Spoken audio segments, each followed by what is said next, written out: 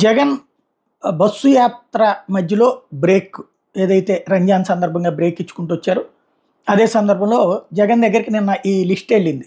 ప్రచారంలోకి వచ్చింది. ఏది మైలవరంలోకి జోగి రమేష్ని తీసుకొచ్చి అక్కడ ఉన్నటువంటి మైలవరం క్యాండిడేట్ని పక్కన పెట్టేస్తారని, అదే సందర్భంలో గుంటూరు టూని విడుదల రజనీకి కాకుండా కిలార్ రోసీకి ఇచ్చి కాపులు కాబట్టి అక్కడ కాపులు ఎక్కువగా ఉంటారు కాబట్టి కిలార్ రోసీకి ఇచ్చి, ఎందుకంటే అక్కడ గుంటూరు టూలో తెలుగుదేశం పార్టీ కూడా బీసీని పెట్టింది కాబట్టి కిలార్ రోసీని తీసుకొచ్చి అక్కడ పెట్టి విడుదల రజనీని తీసుకెళ్ళి ఎంపీ అభ్యర్థిగా పెడతారు గుంటూరుకి అన్నటువంటిది ఒక ప్రచారం జరిగింది.